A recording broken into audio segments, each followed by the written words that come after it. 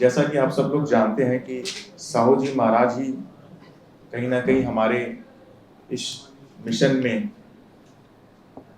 एक guiding force की तरह है, जो हमें गाइड कर रहे थे। उस समय की इनकी सोच है जिसकी लड़ाई शायद हम आज कर रहे हैं। अब मैं मंच पर आमंत्रित करना चाहूंगा सुजाता जी को, जो कि आरएमएल हॉस्पिटल में असिस्टेंट नर्सिंग सुपरिटेंडेंट। प्लीज जोरदार तालियों के साथ इनका स्वागत करें। आप हमें साहू जी महाराज के बारे में और बताएंगे। ये मंच जो हमें मिला है अपनी बातें रखने के लिए है, और जो हम सब अम्बेडकरी विचारधारा के लोग हैं जो हम यहाँ पे इकट्ठा हुए हैं। आज शाहू महाराज जी की जो जयंती हम यहाँ कर रहे हैं, तो शाहू महाराज जी के बारे में जो अम्बेडकरी विचारधारा है, ये फुले शाहू अम्बेडकरी विचारधारा है। हम लोग काम भी करते हैं तो फुले शाहू अम्बेडकर, क्योंकि डॉक्टर बाबा साहब अम्बेडकर जी थे, वो शाहू महाराज से प्रेरित थे। शाहू महाराज ने उनको एजुकेशन के लिए बाहर भेजा था। और महात्मा फुले हैं, इनके लिए ये उनके गुरु थे। डॉक्टर बाबा साहब अम्बेडकर के महात्मा फुले जी गुरु थे। तो ऐसे हम लोग तीनों विचारधाराओं से हम लोग आगे चल रहे हैं और आगे बढ़ेंगे भी। थोड़ी शाहू महाराज जी के बारे में बताना चाह रही हूँ कि 1907, यानी देखो अंग्रेज भी थे उस समय, फिर भी इनकी विचारधाराएं अलग अलग थी कि इन्होंने ब्राह्मण और जो एससी लोग हैं, जो अछूत है, ऐसे लोगों की अलग अलग स्कूल भर्ती थी। तो उन्होंने ये जो विचारधारा है ब्राह्मण और अछूत लोग, इनको सबसे पहले हटाने का काम किया और एक स्कूल शुरू करी थी। दूसरा है कि इन्होंने उस समय कृषि संसाधन, उसमें कृषि का कैसे महत्व बढ़ेगा, और कृषि हमारे मराठी में हम लोग शेतकरी लोग बोलते हैं, शेतकरी, तो वो लोगों का कैसे आगे हम प्रोग्रेस कर सकते हैं, उसके बारे में उन्होंने उस समय विचार किया था। 1907 की उस समय में, आज से 100 साल पहले उनकी विचारधारा ऐसी थी। दूसरा कि उन्होंने जो ये थे डैम, अभी हम डैम बोलते हैं, उस डैम के लिए भी उन्होंने उस समय काम किया था। उनकी विचारधारा ऐसे थी कि समाज में कैसे बदलाव लाए। उन्होंने बाल विवाह को बंदिश लाई थी। उन्होंने विधवा विवाह करवाए थे उस समय। उन्होंने ये सारी जितनी भी हमारे समाज को जो यानी निचली जाति बोल के जिस समाज में एकदम घिनौना उनका कृत्य होता था, उन सब कृत्यों को बाहर निकालने के लिए उन्होंने अपनी तरफ से बहुत लड़ाई लड़ी। और उनको यही लग रहा था कि हाँ, मेरा समाज कैसे आगे बढ़े। उनको कोल्हापुर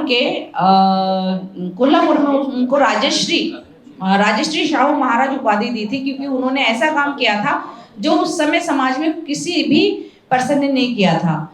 उनको तब एक अच्छा राजनीतिक व्यक्ति करके तब संबोधित जाता था। तो शाहू महाराज के लिए बताने के लिए बहुत सारी चीजें हैं। स्पेशली महिलाओं के लिए एजुकेशन के लिए उन्होंने काम किया। आरक्षण करवाया था उन्होंने उस समय महिलाओं को, और जो निचली जाति के लोग हैं उनको आरक्षण के लिए उन्होंने उस समय बोला था कि इनको 50% आरक्षण तो भी पढ़ाई में होना चाहिए, एजुकेशन में होना चाहिए, नौकरी में होना चाहिए। ये तब की विचारधारा थी जो कि हम लोग आज इस समय यहाँ पे बैठे हुए हैं। उस समय की विचारधारा उनकी थी, और उस विचारधारा के चलते हुए आज हम लोग यहाँ पे इतने प्रबल हो गए और इतना एजुकेटेड हो गए, हर चीज में हम आगे बढ़ रहे हैं। महिला आरक्षण बोलो, महिलाओं को आरक्षण मिला, महिलाओं को एजुकेशन मिला। साथ साथ में फुले जी भी, महात्मा फुले जी ने और सावित्रीबाई फुले ने जो काम किया था कि महिलाओं का पहला स्कूल ओपन किया था, तो उन्हीं की विचारधारा से आज हम यहाँ पे हैं। आज मैं भी मंच पे बोल रही हूँ, सावित्रीबाई फुले की वजह से बोल रही हूँ, क्योंकि उन्होंने महिलाओं को एजुकेशन नहीं दिया रहता तो उस समय पता नहीं हमारा समाज और पता नहीं कहाँ रहता। तो ऐसे ही आज का ये प्रोग्राम हम लोग यहाँ पे शुरू करने जा रहे हैं। बहुत अच्छा इन्होंने अरेंज किया है। आप सबका बहुत बहुत धन्यवाद मुझे यहाँ बुलाने के लिए। और ऐसे आप प्रोग्राम करते रहिए। हमारी एक छोटी सी ऑर्गेनाइजेशन है, all India Siddharth welfare organisation, उसकी मैं प्रेसिडेंट हूँ। और रमाई जागृति मंच है, उसकी मैं फाउंडर मेंबर हूँ। तो हमने सिद्धार्थ वेलफेयर में अभी भी हम चुन के आए हैं, जितने भी महाराष्ट्र के लोग यहाँ दिल्ली में आते हैं वो सारे लोग हमारे पास एक मेंबरशिप फॉर्म भरते हैं। और हमारे कम से कम 5-6 हज़ार लोग हैं मराठी यहाँ पे जो वर्किंग है, मोस्टली गवर्नमेंट जॉब में है और बहुत पहले से भी है। तो उन लोगों को हम लोग यहाँ पे आके उनका मैरिज ब्यूरो कराना है। अगर जो भी अनाथ आश्रम है वहाँ जाते हैं, वहाँ विजिट देते हैं, वहाँ उन बच्चों को बुक्स खाना वो करते हैं। और कोविड में भी हमने बहुत सारे जहाँ बुद्ध विहार थे, उस बुद्ध विहार में जाके हमने राशन पानी दिया सारे बुद्ध भिक्षुक को। और अभी भी हम लोग वहाँ पे एक झुग्गी है, वहाँ पे छोटे बच्चों का हमने एक पढ़ाने के लिए एक स्कूल ओपन किया है महिपालपुर के पास में। तो वहाँ भी जाके हम लोग बुक्स देते हैं, उनको खाना देते हैं और कोशिश करते हैं कि खाना ना देके हम लोग एजुकेशन देंगे, बुक्स देंगे तो अपने आप खाना भी मिल जाएगा। क्योंकि पढ़ाई साथ में रहेगी, एजुकेशन रहेगा, नौकरी मिलेगी।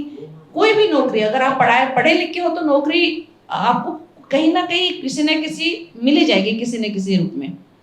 तो एजुकेशन में सबसे ज़्यादा इम्पोर्टेंस देना है।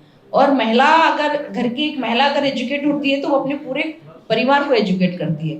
तो और मेरा एक मानना भी है कि कभी भी जेंट्स अगर आते हैं ना, अपनी मिसेस को जरूर लाइए ऐसे सामाजिक कार्य में, क्योंकि उन आपके मिसेस का और महिला का सामाजिक उद्धार होना बहुत ज़रूरी है, उसका सामाजिक विकास होना बहुत ज़रूरी है। एजुकेशन ही विकास नहीं होता है, उसके साथ साथ समाज में काम करना है। तो हमें सामाजिक हमें क्या ज्ञान है, क्या समाज में हमें क्या दिया जाता है, समाज से हमें क्योंकि हम लोग ऑफिस में जाते हैं तो बहुत सारे हमें कास्टिज्म से हमें झेलना पड़ता है, बहुत सारी चीज़ें ऐसी हैं। तो इस चीज़ों से भी निकलने के लिए हमारे पास समाज के बाहर आना बहुत ज़रूरी है। बहुत बार देखती हूँ, बहुत प्रोग्राम में जाती हूँ, महिलाएं बहुत कम रहती हैं। तो महाराष्ट्र में ये है कि जेंट्स कम रहते हैं, महिलाएं ज़्यादा रहते हैं हर प्रोग्राम में। तो महाराष्ट्र का एक वैशिष्ट्य है कि सारी महिलाएं वहाँ बाहर निकलती हैं। तो हम भी उसी महाराष्ट्र से, नागपुर से हम लोग बाबा साहब की पावन भूमि से हैं, बुद्ध की पावन भूमि से हम लोग। तो हमारी ये संस्था का यही कार्य है कि हम लोग भी एक विपश्यना केंद्र करने का हमारा एक आइडिया है, आगे करने जा रहे हैं। तो आप लोगों का सहयोग रहेगा तो हम लोग विपश्यना केंद्र भी यहाँ ओपन करेंगे। और हमारा यही उद्देश्य है कि एक रमाई जागृति मंच जो हमने ओपन किया यहाँ पे, सारी वहाँ पे गवर्नमेंट जॉब की महिलाएं हैं। महिलाओं ने वहाँ से यहाँ तक तो आए आरक्षण के बेस पे, अपना घर बना लिए, सब बना लिए, लेकिन समाज का क्या? कभी समाज में उठना बैठना नहीं, आते जाते नहीं है, बस ठीक है अपना घर तक। तो हमने भी 10 साल हो गए, वो रमाई ग्रुप इसलिए फाउंड किया कि आप आओ इस मंच पे, आप अपने विचार रखो। और किसी न किसी सामाजिक कार्यकर्ता को हम बुलाते हैं और उनको बोलते कि बताओ इनको कि हाँ भाई हमें सिर्फ यही तक नहीं रहना है समाज से, हमें राजनीति में भी जाना है। तो राजनीति में महिलाएं कैसे जाएंगी? तो उसके लिए भी हम लोग हर महीने में किसी न किसी विचारवंत जेएनयू के प्रोफेसर रहे, वकील रहे, कुछ रहे, इनको बुला के उन महिलाओं को जागरूक करने का काम करते हैं। नौकरी के साथ साथ ये नहीं कि नौकरी लग गई तो वो समाज से जागरूक हो गई है, बाबा साहब के विचार उनकी तरफ कैसे पहुंचेंगे, इसके लिए भी हम लोग बहुत काम करते हैं। तो ऐसे करते करते बहुत सारी महिलाएं, कम से कम 100 महिलाएं मेरे साथ जुड़ी हुई हैं जो कि समाज के लिए काम कर रही हैं। और हम लोग करते रहेंगे और हमारा टारगेट रहेगा कि हाँ भाई हमें संसद तक जाना है, राजनीति में जाना है। जब तक महिलाएं राजनीति में नहीं जाएंगी तो कैसे होगा? और जो हमारा समाज बिखरा हुआ है, तो सारे जेंट्स है, ये भी हर अपना अपना छोटा छोटा पार्टी लेके बैठे हुए हैं। तो क्या पता लेडीज को ले आइए आगे, क्या पता वो इकट्ठे हो जाएंगे कि चलो मैडम के पीछे चलते, जैसे मायावती जी के पीछे चले तो हो सकता है दिल्ली में किसी और के पीछे चले। कि एक होना बहुत जरूरी है। तो शाहू महाराज जी और बाबा साहेब अम्बेडकर जी को और नमन करते हुए मैं अपने 2 शब्द यही विराम देती हूँ। धन्यवाद। जय हिंद।